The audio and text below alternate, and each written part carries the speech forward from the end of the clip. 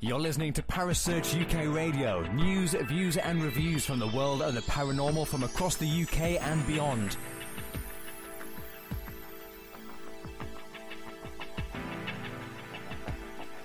Find us on Facebook, Twitter and the World Wide Web. Parasearch UK Radio.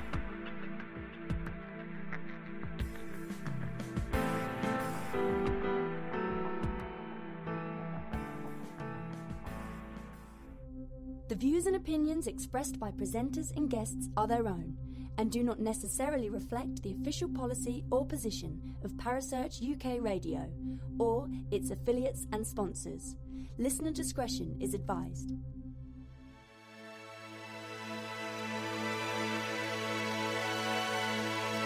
You're listening to Seventh Sanctum with Kerry, only on Parasearch UK Radio.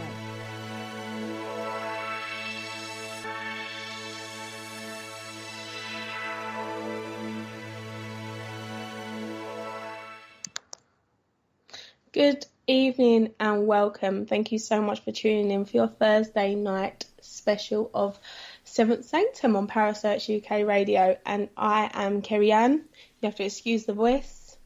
I'm a little bit husky, but thank you so much for joining us. And tonight I have with me Kerry Greenaway. Welcome, Kerry Greenaway. Good evening. How are you? Well, I'm well, thank you. Good. Trying to get your voice back. It's fine. It's fine.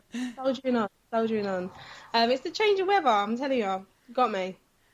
Well, it's so lovely, isn't it? We can't moan. Oh, I don't know. The ginger in me is screaming. Like, oh, give me shelter. I've turned into one big freckle, is what's happened. But I'm okay with that. It's my Celtic roots. I'm proud of them. I was going to say, be proud of those Celtic roots. Be proud. Yeah.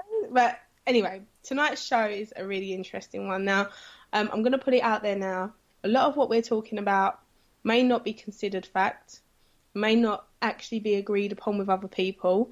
This is our opinion on what we enjoy doing, and that won't necessarily be shared with everyone, and that's okay. Because diversity is key, and we thought we'd pull away a little bit from the scientific stuff that we talk about. We talk about really intense subjects and really fascinating ones, and you know it's enjoyable and it's great to listen to. But tonight we're going for a little bit of a different angle, aren't we? We are, yes. Controversial. So, it is a bit controversial. That's not like us. No, we don't usually do controversy, do we? No, we're good girls. Well, we wouldn't go that far. Oh, it's a different show, isn't it, Kel? That's a completely different show. So tonight we're talking about mediumship. We're talking about psychics. We're going to be talking about the differences between the two and what they are. We're going to be talking about the tools that we use, being a psychic or being a medium. We're going to be looking into trance mediumship. We're talking a little bit of that. And again, this is a discussion. This is something that we're going to be discussing. So we're not going to be throwing loads of facts at you.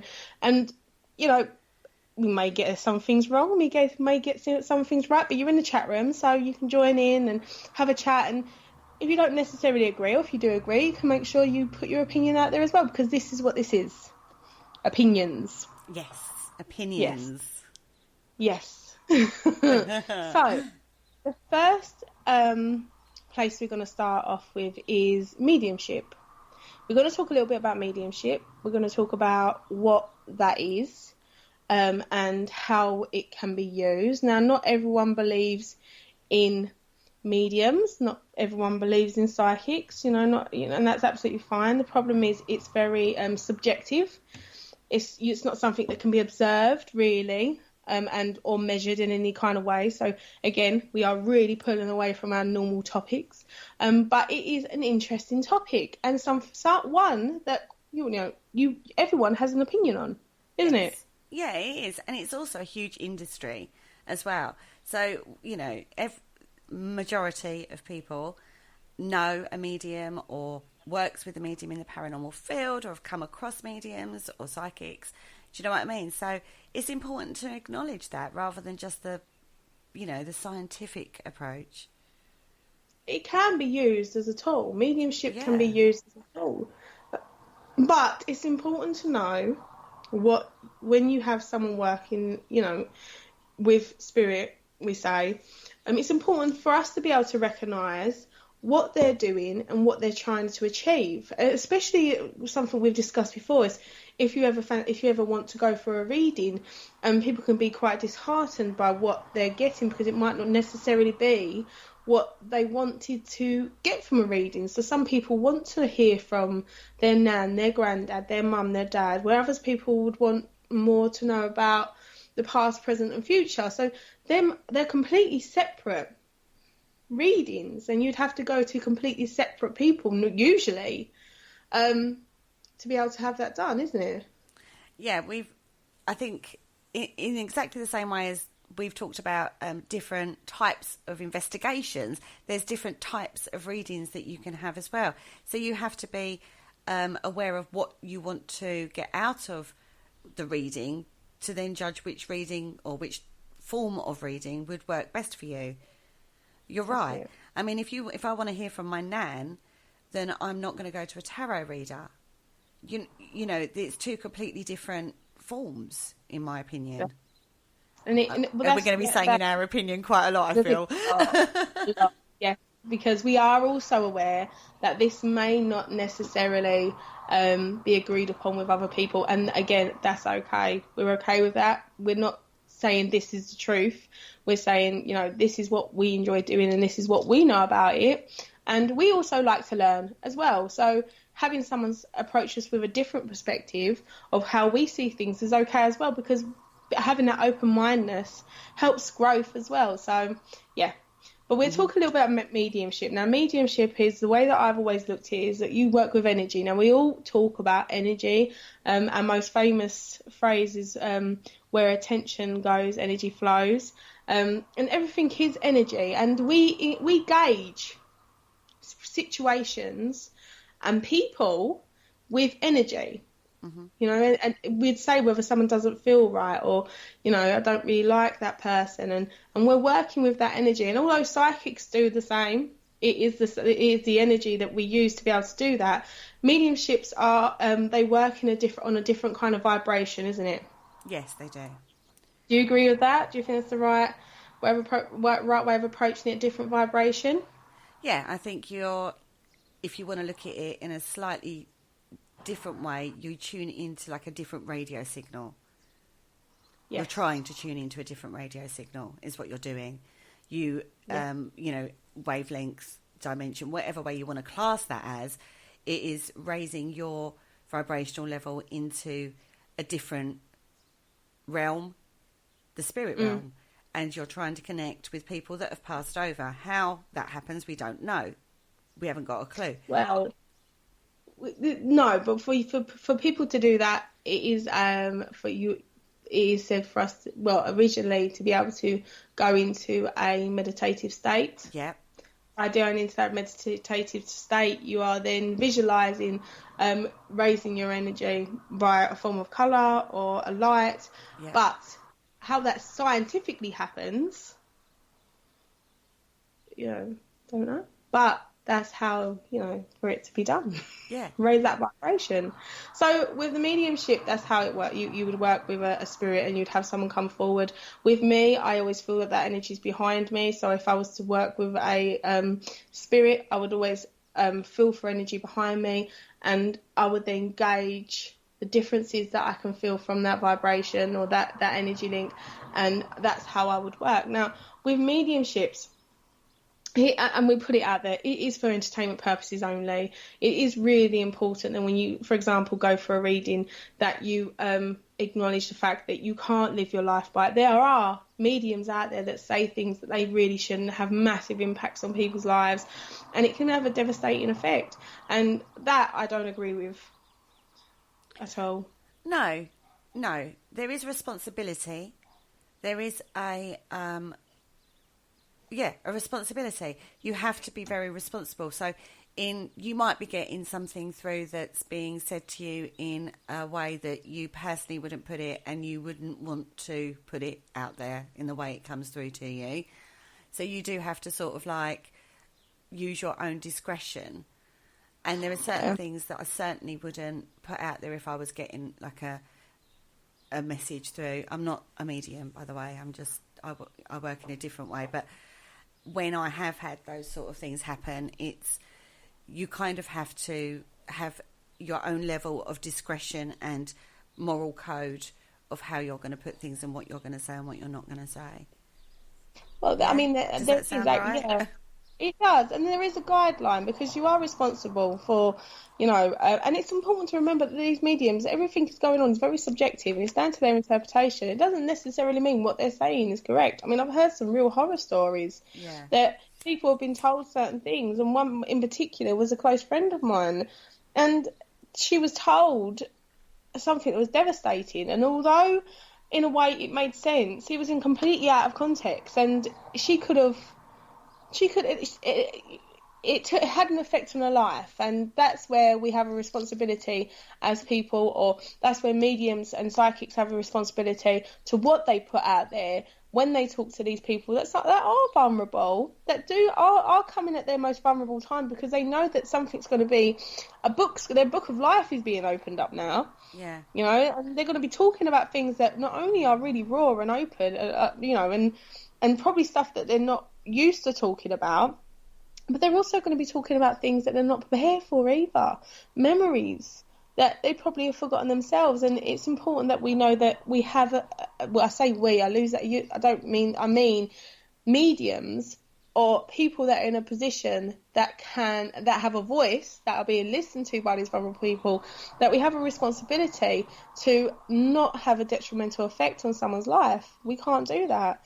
And again, I say we as in people that are being listened to. So even acknowledge that as presenters, we have that responsibility, isn't it? Totally agree. I completely agree with that. I think even if I think when you go for a reading, you go for various reasons.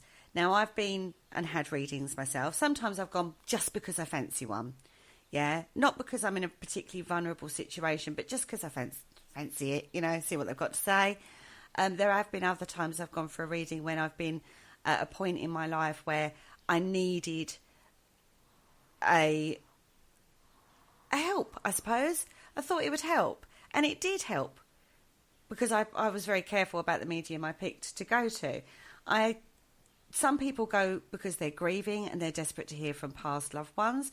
There are so many different reasons you go for a reading.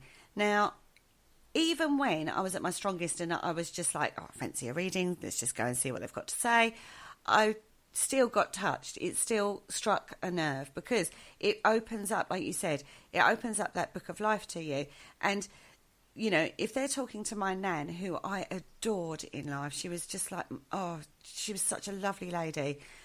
And just the thought that she's there, it touched that nerve for me, and I got quite emotional. Even though even though I was in a really strong place at that time, it still opened up that little ball of grief, I suppose, that we all carry when someone passes. With grief, that you learn to live with it. You never really get over it, do you? No, you don't. You do have to be,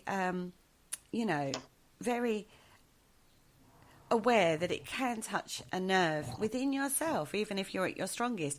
Yes, you are getting people come to you who are in need of comfort or in a vulnerable state, and you do have to be very aware of that when you're giving readings, or when you're particularly in a mediumistic way, which is what we're talking about at the moment. Mm-hmm. So you do.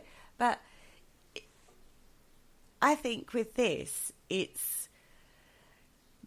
like with anything, do your research. Find people that have been to various mediums. Pick the medium that gets, like we talk. We know quite a few different mediums, don't we, Kerry?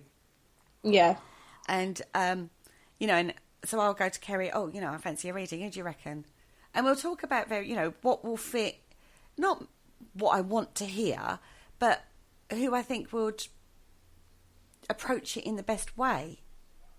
And you've got to remember, these mediums have all got their own personalities. So, Yes. you know, we've met mediums that will quite happily go on platform and swear. Like, that is a big no-no. But these mediums are fantastic, and they relax you. And because some people go along for a reading and they feel really, really scared. I don't know what they're expecting. I don't know if they're expecting orbs to fly out of the medium's mouths, or, you know, or they're actually going to see someone standing next to them. I don't know what they're expecting, but some people go really, really scared, and they can, you know, you have mediums that can instantly make you feel relaxed because of the persona and who they are. You've got ones that are very funny, you know, as well. And it's nice. But it's important to remember that the mediums are people too. Yes. They can get things wrong. They will get things wrong, you know, and because it, again, is subjective. It's not objective. You can't see it yourself. And they're interpreting it the best way they can, what they're seeing. But they also, you know, just like you can meet someone in the street and go, oh, I don't like that person. They're too brash, or they're too loud, or they're a bit quiet for me. You are going to get that. So it's important that you do speak to friends and that, to kind of see what experiences they've had. But I mean, looking more at mediumship as people, the mediums actually work as a role as in between the two worlds, like we've said, being able to connect with the spirit realm and helping, or, you know, being a medium. Looking for a voice. different word. No, I think what they're actually trying to do is be a voice for the spirit realm. That is essentially what a medium is trying to do. They're trying to be the bridge. They're trying to bridge that gap between the spirit realm and the physical realm, you know, like the world we live in. And it manifests in different ways. That's it. Well, this is where I was going with next, because, you know, we've spoken about our opinions and what we think. We've made it pretty clear that as people, we don't actually know how it happens, but we do know, we don't know why it happens, but we do know that there's techniques that is taught and tools that are taught for you to be able to make that connection. Now, spiritualists is what, you know, mediums are not all called spiritualists. You've got different types of mediums, and not all of them follow the spiritualists are, you know, like the Ghost Club as such, where they have their very strict rules and regulations of the do's and the don'ts and stuff like that. But there's two types of mediums as such. There's mental mediums and physical mediums. Now, I love me some physical. And this is where I got into the paranormal. Sorry. I just made myself laugh because how dirty that sounds. Just loves a bit of physical, does that, Kerry Ann? No, Can't believe sorry. you said it like that. Sorry, not sorry. But yes, you have the two types of medium. Now, I do like physical mediumship because this is where I find that it applies more to the paranormal, and it is a great way to be able to actually show people rather than just tell them how you feel. It's all right if someone says, well, I've got a man with me and he has black hair. They're just taking your opinion on that. But the physical mediumship is where, you know, ish gets real, and I love it. But mental mediumships, they tune into the spirit world by listening, sensing, and seeing spirits. Now, we have the clairs, the clair essence, haven't we? We do. Do you remember what they are? Quick Google search. Maybe. No, clairaudient, where you hear spirit. Clairsentient, where you sense spirit. Clairvoyance is when you see spirit. Am I right on that one? Yes. And there's probably a few more as well. No, clairvoyance is where you have clear vision. Clairaudience, where you have clear hearing. Clairsentient, which is the sensation and the feeling. Clairscent, which is clear smelling. Now, this is where I've, you know, clairtangency, which is clear touching. Clairgustance, which is clear tasting. Clear empathy, which is clear emotion. And then you have the channeling. So there is quite a few clairs, is what we abbreviate it to. But these are the different senses. Not every medium has the same. You know, they can have one of one and 10 of the other, or, you know, it varies. Again, it's very personal. But that is how a medium will work, using their senses, again, engaging with the energy that's around them. Now, physical mediums, which is what I really love, is the materialization of spirits, so to speak. We have the knocking and the rapping and the bell ringing and stuff like that. So this is where our people come in, our tribe that we all love so much. So people like the Fox's sisters, for example, who founded spiritualism as such, because they had the knocking and the tapping of the travelling man who was murdered in the house before they moved in, buried under the floorboards. And they were the first ones really to bring it to the forefront of, just population, to civilization, to society. They really brought the spiritualism forward, and they are actually the foundations of what spiritualism is. This is where the Victorians come in. This is the parlour games and the Ouija boards and the ectoplasm and, the Helen Duncan Smith and, all them kind of fantastic people. And then Harry Price and Arthur Conan Doyle. High five. So these are all fantastic people that come along, and it's been the mediumship side of things. They all come from different perspectives, didn't they? Yeah, they did. There's the manifestation parlour game side of it, where, that explosion that happened in the Victorian era, and then they're wanting to take it further and try and explain it, which is where really the Harry Prices came in, you know what I mean? Where they actually wanted to recreate that in a laboratory and try and get data down, as some people would say. Yes, and I'm sure that's an inside joke with one of our listeners, so what are you talking about? I'm sure it's funny.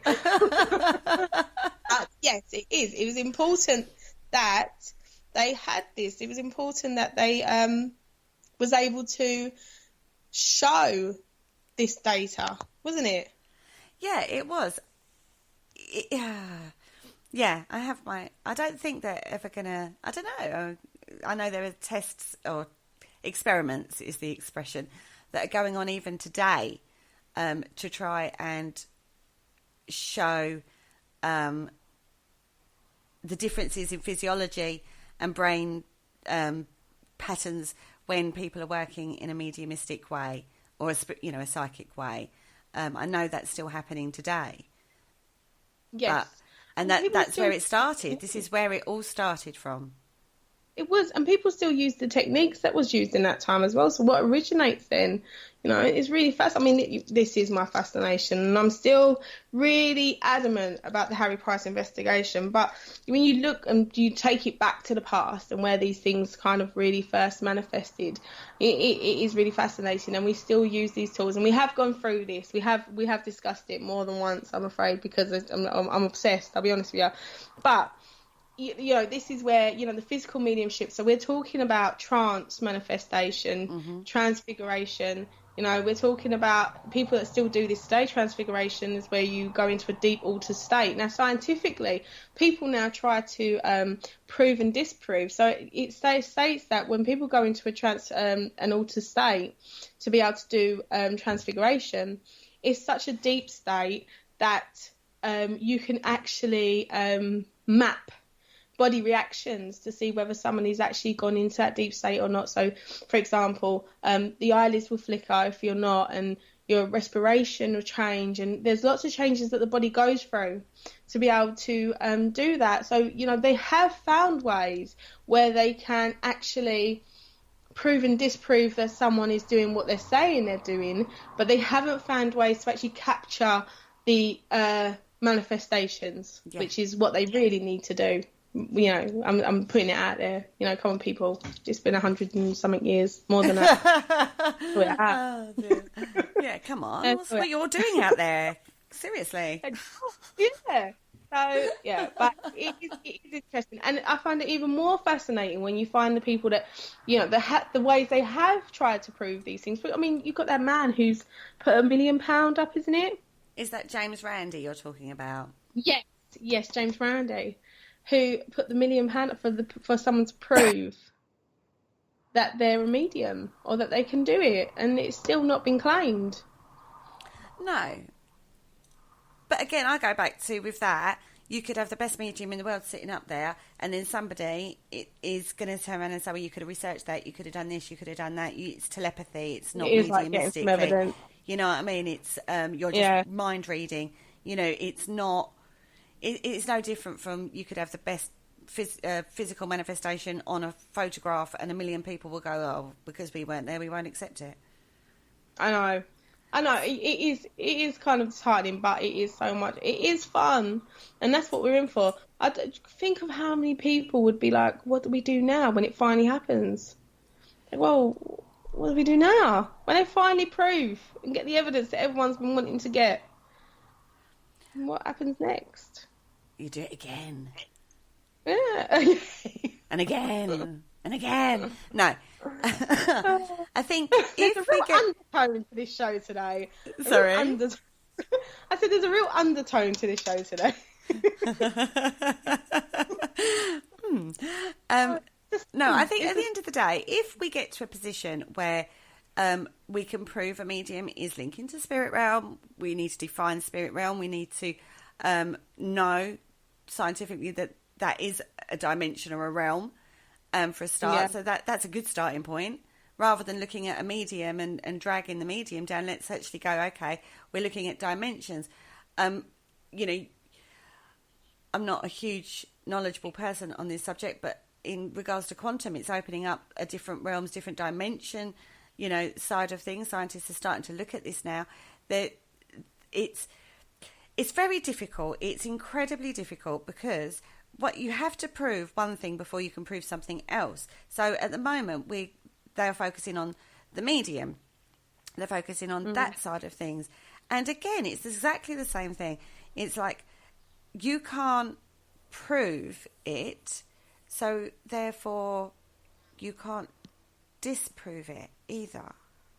No, it is a very grey area. And I know that it's been referred to that by a few people before that we've spoken to. It is a grey area, and it is, but, you know, it's what keeps it so much fun and keeps it exciting for everyone and keeps us going. But I do, in my opinion, I do think that more people should be have a open-mindedness. Don't get me wrong. Having that doesn't mean that you've got to accept everyone's a medium, because there is some connives out there that, you know, you can't deny people to take advantage. There is. But there is also genuine people that just want to help. That just I was thinking about this this morning. And knowing we were going to talk about this subject. And I was thinking, right, okay, yes, there are a lot of people out there that you could class as fraud or fake or cold reading or, you know, not doing what they say they're doing. But you also get builders that come along, do a quote you for a huge amount of money, come along and don't do the job that they've said they're going to do, and do a really bad botched job of it, and aren't really good, that, you know, aren't qualified builders. Yeah. Do you know what I mean? It's no different in this field to that field. No. But there is a level of responsibility, but there is in the builders world as well. Do you know what I mean? So if you want to take that analogy... And that is also a really good point as well, because some people say if you was a real medium, it was a gift, why would you charge for it? That must mean you're fake. But again, you know, I do think, and I'm just going to put it out there, no, obviously not everyone's going to agree with me, but I do think that some people do make a living from it, not because they're taking advantage of people, but that is what they believe is their trade, is something they're good at. It's like writing, that's a gift. Not everyone can write. But people sell books. Yeah. Do you know what I mean? And it's painting, that's a gift. And people sell paintings. You know, so I do think that, and I'm not saying, please don't think that I'm saying they're all one of the same, because I'm not, but what I'm saying is examples is that I don't necessarily think, you know, I wouldn't necessarily do something like that if I had the ability to be able to be that good. But I do think that some people are in a position to be able to make a living from what they're doing, if they can. What do you think? I do not think there is anything wrong with charging for a service. And whatever service that is, there is nothing wrong with charging for it. That is my opinion. Whether that be a reading, whether that be a massage, whether that be a healing session, whether or not you are expending your energy for somebody else, whether that be serving somebody in a restaurant, you are actually using your energy and working. You are not doing it for any other reason than you're doing it as a job. This is people who work as a job and make a living out of it. This is where I'm going with this. Yeah, so if you're that good and you get client after client after client and you can make a living out of that and you're being responsible and you're, you know, working to an ethical code and you're doing that, then I do not see anything wrong with that. Just because it is not a tangible thing, it is still a service. So I am quite defensive about this on this one. I do not object to people charging for a service. And whether that's, like I say, a mediumistic reading, or whether that's a tarot reading, or whether or not that's a healing session, or whether or not that's somebody serving you in a restaurant, or whether or not that's a customer service kind of thing, I have no objection to people charging for it. If you're expending energy for somebody else in a working environment, then you have every right to charge, in my opinion. I get quite soapboxy about that point. Yeah, no, it's fine, babes. You stay out there. It's a really good place for us to be able to take a quick break. It is Thursday. That does mean that there's a Paramania show on this evening. So we'll give you a little bit of information during the break of where you can find Paramania, the Parasearch UK radio show that is on the Paramania station. Now, before we go to a break, again, putting it out there, this is just our opinion, and if you do not agree, that is absolutely fine. Feel free, as long as you're not being offensive or or hurt anyone with your comments, then feel free to please share them in the chat room, because again, openness is great and we learn and we grow from other people's experiences, so feel free to do that. But before we go to a quick break,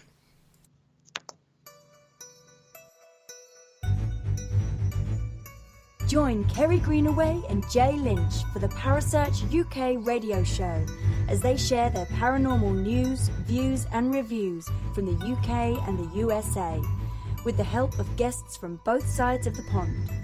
Will they agree or agree to disagree? Find out every Thursday at 7 p.m. Eastern, 4 p.m. Pacific, right here on Paramania Radio.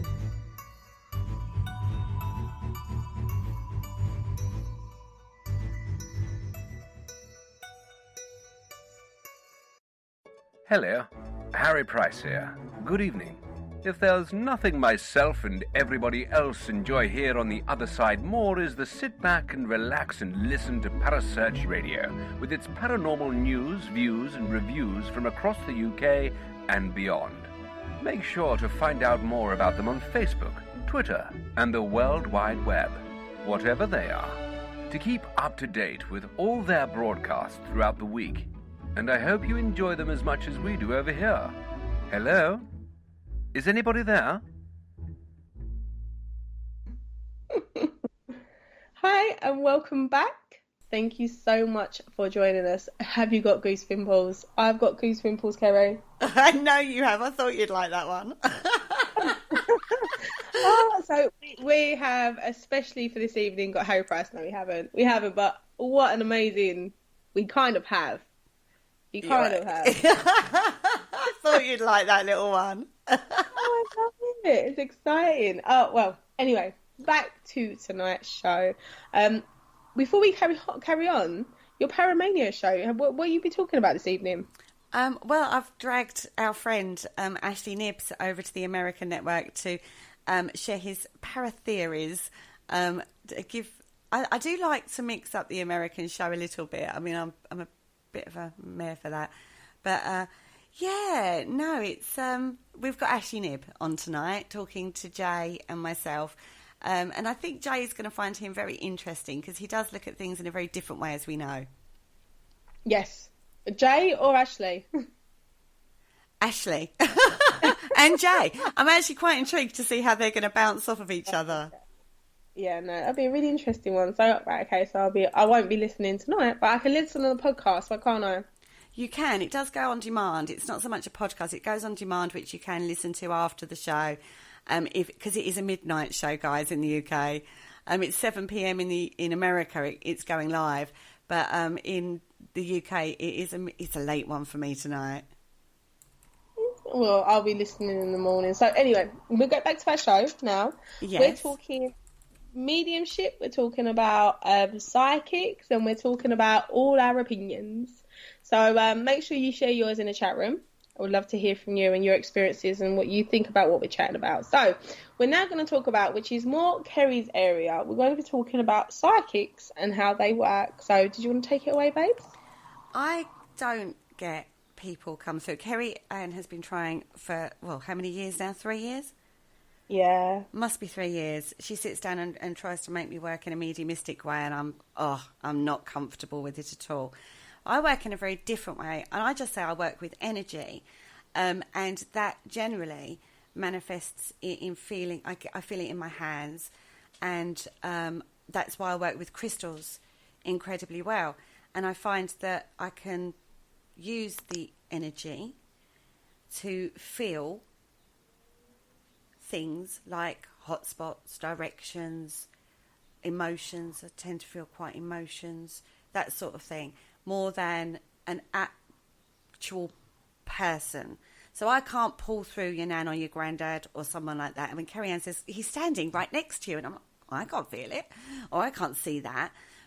Occasionally, if I'm on a location, I tend to get, not people as in I can't see the face, or I sometimes get impressions of how they're dressed. I sometimes get impressions of, like, when I was at the Ramsgate Museum, I could see a shell being opened in a specific way. I got that, and it was accurate. Do you know what I mean? So I can't, that's how I work. It's a completely different way of working because I'm not linking into an actual person spirit, if you see what I mean. I don't know if I explained that very well. No, you have. Well, with the psychics, you work with energy. It's about manipulating, as such, the energy that's around a person, and being able to use your energy to be able to pick up on things that are around them or going on, and or in a location. Now, Kerry is pretty good at what she does because with crystals and paranormal, because she's able to pick up on hotspots, so to speak, of where there is an energy's peak, or where there's something that might have gone on in the area that might be causing a bit more energy than elsewhere, and she's able to use that with her crystals, which is fantastic.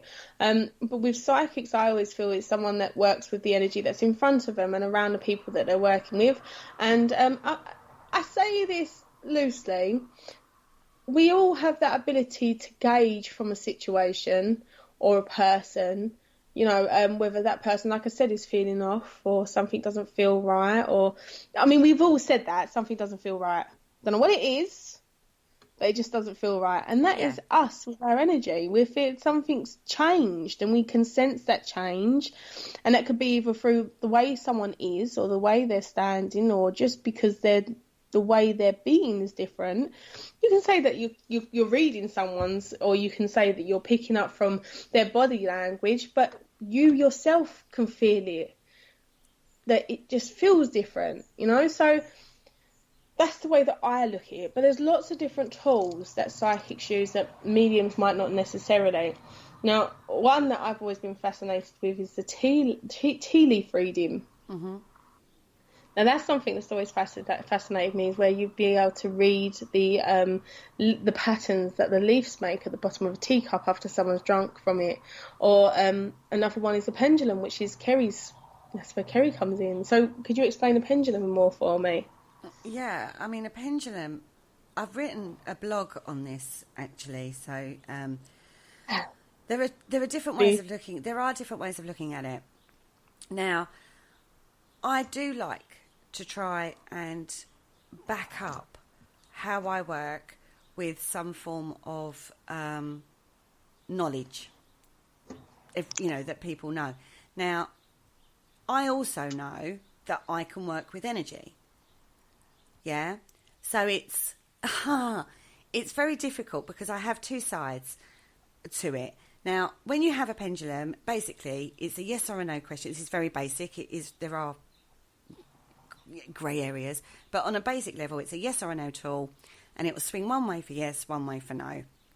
Now, there's a thought pattern that is yourself, you're moving it, your unconscious movements that are moving it. But there's also that other theory that your unconscious is taking in a lot more information, and that is being translated through into the pendulum. So that is what I believe. Because when I do crystal gridding and stuff like that, and I do this time and time again in workshops, I will set out a grid. I will actually make a grid in front of my audience, and then I will demonstrate using a pendulum the energy differences, to the point where I will then change the grid, put a crystal in that I know won't work, and you can physically see that changes.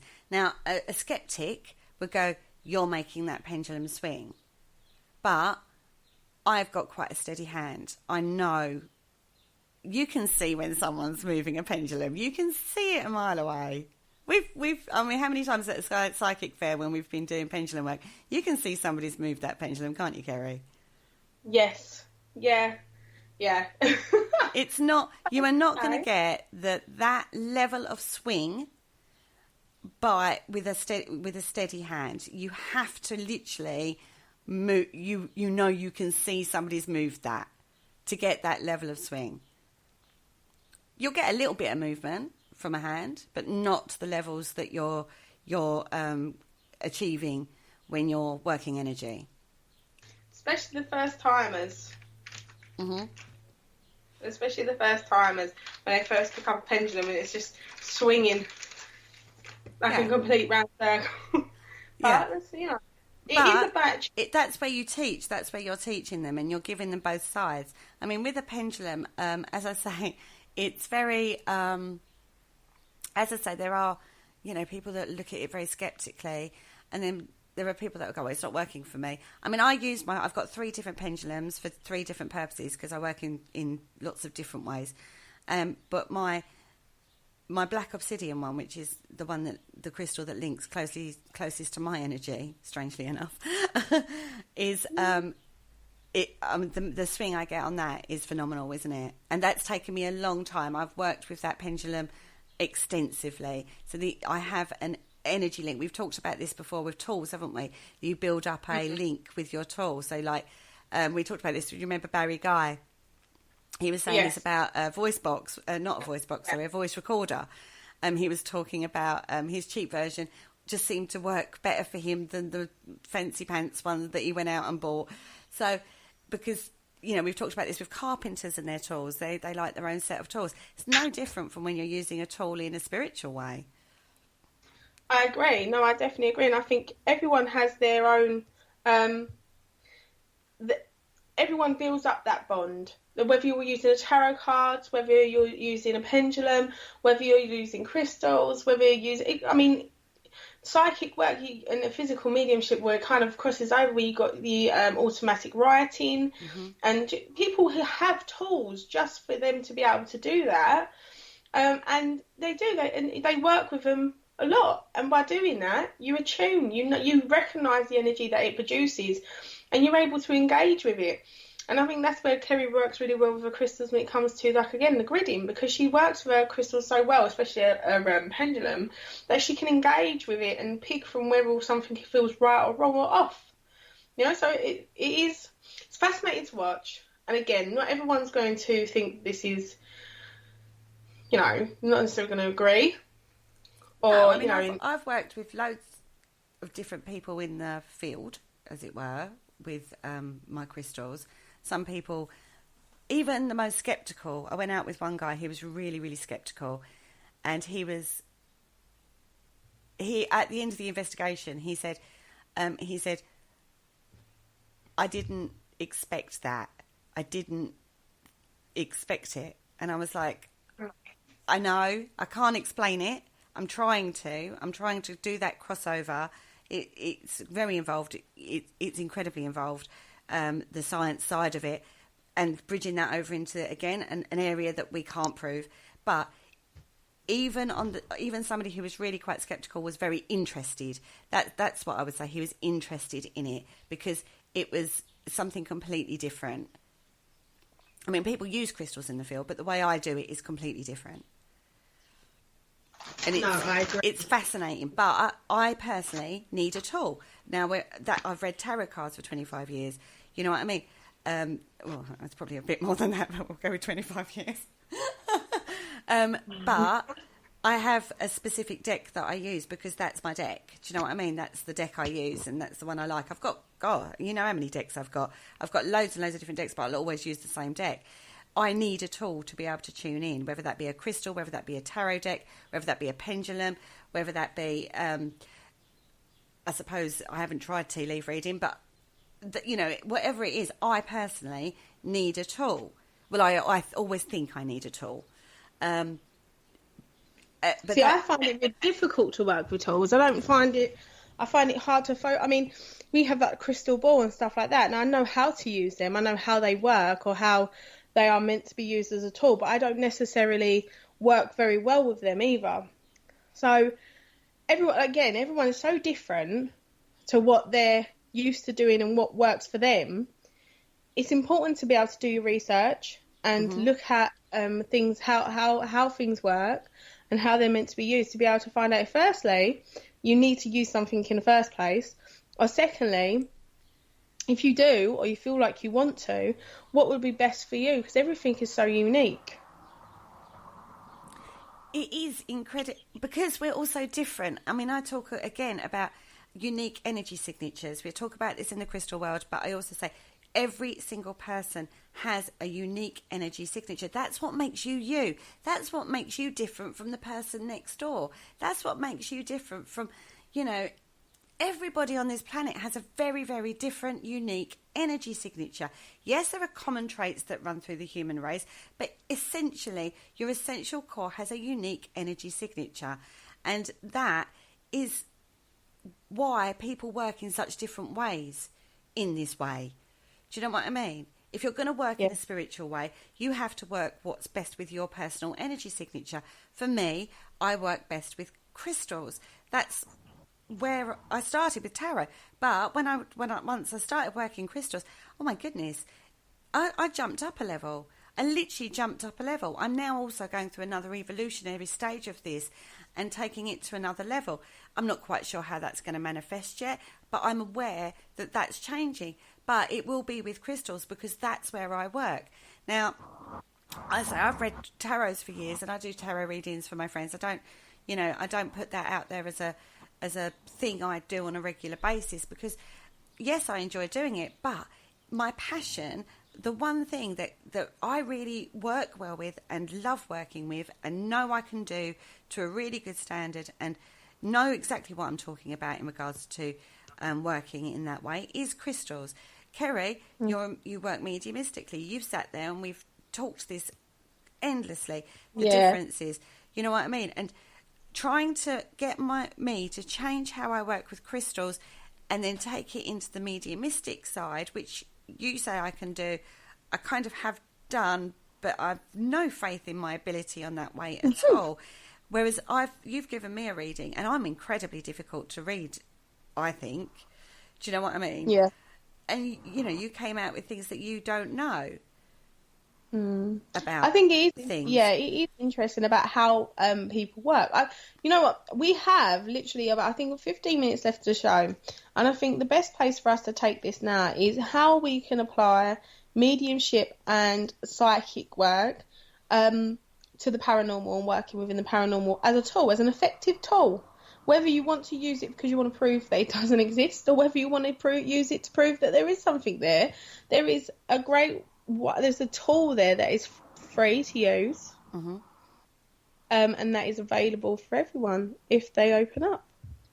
If they're open-minded, to it. If they're open-minded to it.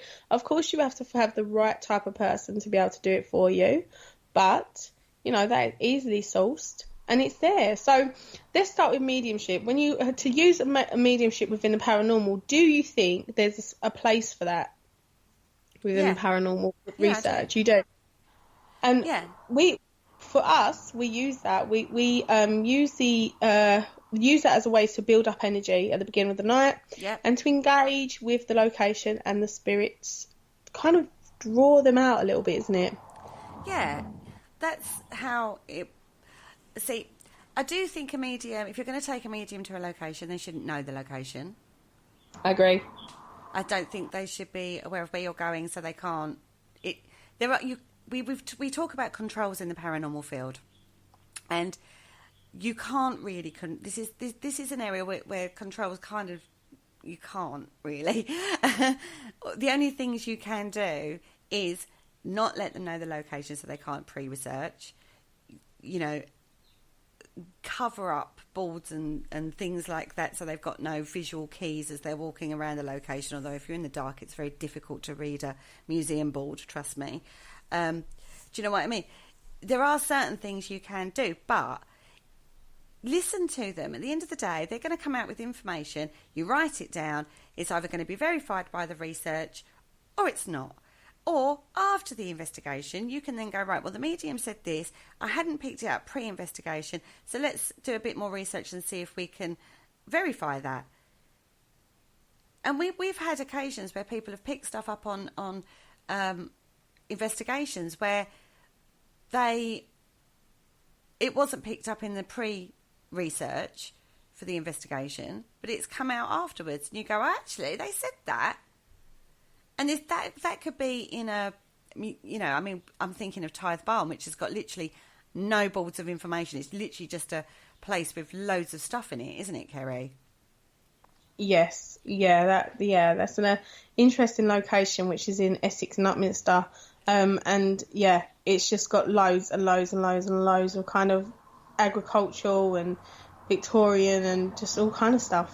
Yeah, we've had, things that were said, and then when you've actually gone and done some more research on it, because there are no visual keys apart from the objects that are there. Yeah. Do you know what I mean? So they're not able to, the medium isn't able to read a board or, there's not even any photographs and stuff like that, really. It is literally just everyday objects. It's a very unusual location to go to.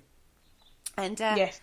We had information coming out, and then afterwards we would research that, or our researcher would research that, and it, you go, oh my God, actually, that makes sense. That makes sense. That fits. Okay, a psychologist or a skeptic would argue, well, you're just making it fit, but when you get like names and dates and stuff like that coming through, and then that can get verified after the fact, where does that take you? Yeah. That's my point. I do think they've got a place in investigations. I think, any tool you can use in an investigation to help improve the investigation should not be discounted. Yes, we're out there trying to prove it. Yes, we want to put the controls in place. Yes, we want to do it, and try and get that, verifiable factors coming through. And yes, we would love full body manifestations and, Class A EVPs every time. But why not use all the tools in your toolbox? In my opinion, it's another tool that you can use in your toolbox for an investigation. So why not use that? No, I agree. And I think as well, when you're looking at that, I think it's good as well when you look at the physical mediumship as well, like the automatic writing and pendulum work. And, a human pendulum, which is something that we've done before. Yeah, that's incredibly interesting. So I do think that there's so much for us that is available to us. So... No, I definitely agree. I mean, I think, yes, these scientific experiments, the lockdowns and we was talking the other day with Kev Kerr. Yes, they have their place, very, very much so. Lock it down, have your controls in place, do that. However, don't discount these other things just because you can't explain it. But we're working with a whole area of things you can't explain. There are hundreds of things that scientists can't explain. They're trying to explain them. They can't explain it. Even down to there are huge areas in quantum physics they can't explain still. They're working on it. They're very, getting experiments in place and doing their tests and, working with great long pieces of A plus B minus C squared I can't remember the name of it.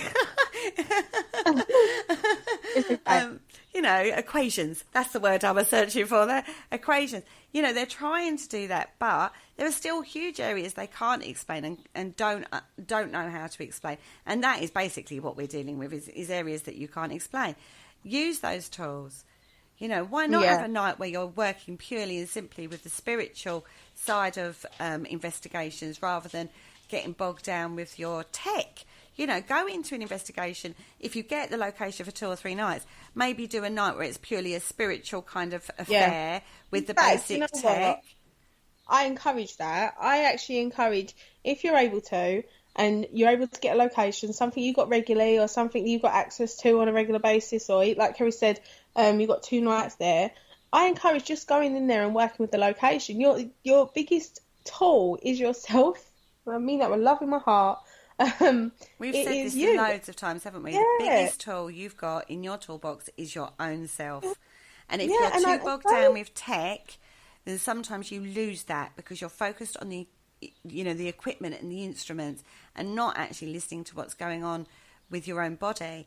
I mean, we have got video footage. Well, you see it, not just we, but on YouTube, you can look at 9 times out of 10, somebody will look in a direction where alleged activity is happening before it happens. Not because they're manifesting that, there's that argument, but because they physically have picked up what is the energy. They've picked that energy up before it's happened because their body, it's a split second. We're not like half an hour and then they're looking in one direction. It's a split second before and then something will happen. We've seen that happening ourselves in investigations, and it's, don't discount that. No, I do. I get very soapboxy on this subject suddenly. Do you know what it is? I think it's something that we enjoy, and we've had some great experiences with. Some that we've been able to prove, some we haven't. And I don't think that a lot of people are open to it. I think if more people are open to it and just to the experience, just to be able to find ways of being able to use energy and in a way that is objective, that could be seen by everyone and not subjective, then more people might be open to it on a more regular basis as a tool of being able to just encourage energy, build the energy up. We've all gone into a location that's been flat, and what can we do? I mean, I do think that is a good way of being able to do it. What do you reckon? Oh, no, I totally agree with you. I mean, how many times have they sat there and said 9 times out of 10 when you're sitting around just chatting and laughing and, chatting amongst yourselves, you're more likely to attract an intelligent spirit than you are if you're sitting there going, is anybody there? Kind of scenario. Yeah. It's the same as like Jay Lynch says every single time. You walk into a party, if they're all just sat around, no one's talking, how difficult is that? Whereas if you go into a party and everybody's talking, you're more likely to want to interact with people and talk to different people. And what makes you think that a spirit is any different? If you are the person you are, and just because you change form into a spirit form rather than, a physical form, I know if there's a party going on, I would be at that party if I'm a spirit. If I'm around as a spirit, if you're having a party and you're doing shots and stuff, I'm there, mate. You know what I mean? Yeah. I would much rather be in that environment than walk into a room where everybody's sitting around with K2s and voice recorders going, well, speak to me then. Yeah. Can you say something? Is your name this? Do you know what I mean? It's just literally, that is it. Do you know what I mean? Sing songs, talk, laugh, make jokes. You know what I mean? Be relevant to the location. I mean, we talk about the Singapore... Sorry, I'm going on a little rant again now. The Singapore experiment, when you're trying to recreate an atmosphere, people have dressed up in costume and, in a kitchen in one of the old houses. They actually started, pretending to bake and stuff with the thing, trying to get people to interact because the spirit that was there is allegedly a maid. So they were trying to recreate that atmosphere for that spirit to feel more comfortable to step forward into, We went to Rotham Tower. We started playing Vera Lynn, didn't we? Yeah, and trigger objects as well. That's relevant to that time. And it's lots of different ways of being able to just use you and the environment around you to be able to encourage spirit. And if you encourage them and they do come forward, then you're much more likely to be able to capture something on your tech. Yeah, that you're not using at the time because you're too busy using Because your you're too body. busy trying to work your body. It's getting a balance, I feel. I'm actually starting to think there's a balance here, isn't there? Yeah, I think there is.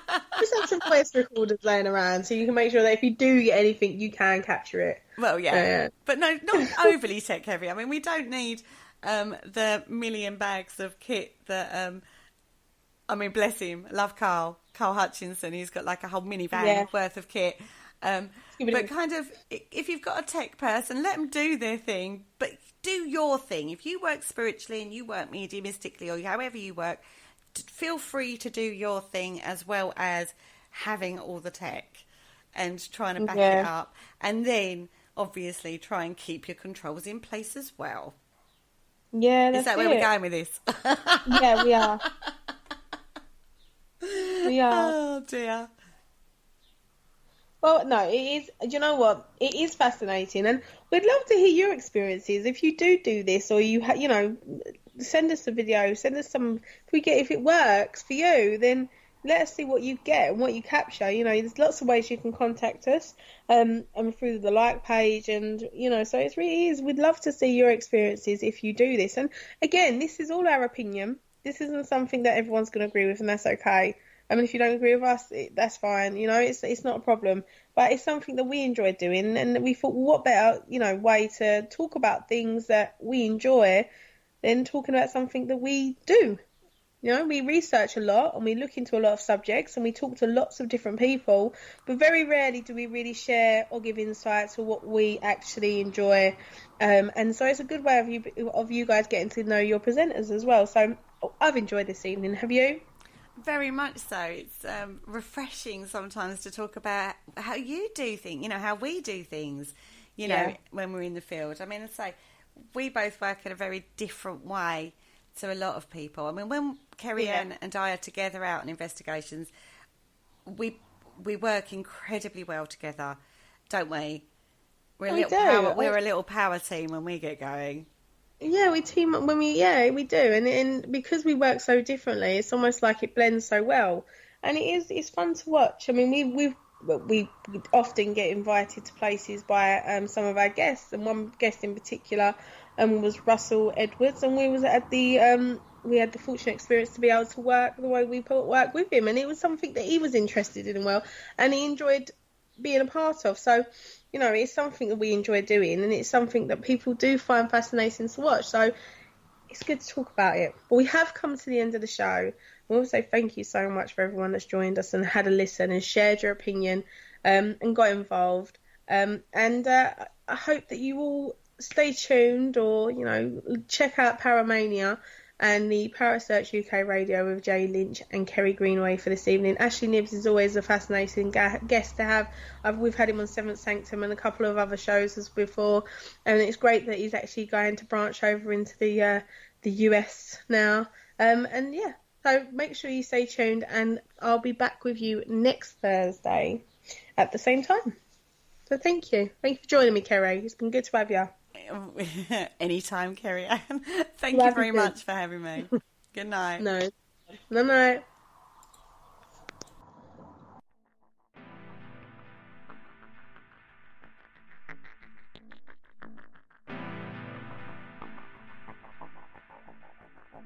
You're listening to Parasearch UK Radio. News, views and reviews from the world of the paranormal from across the UK and beyond.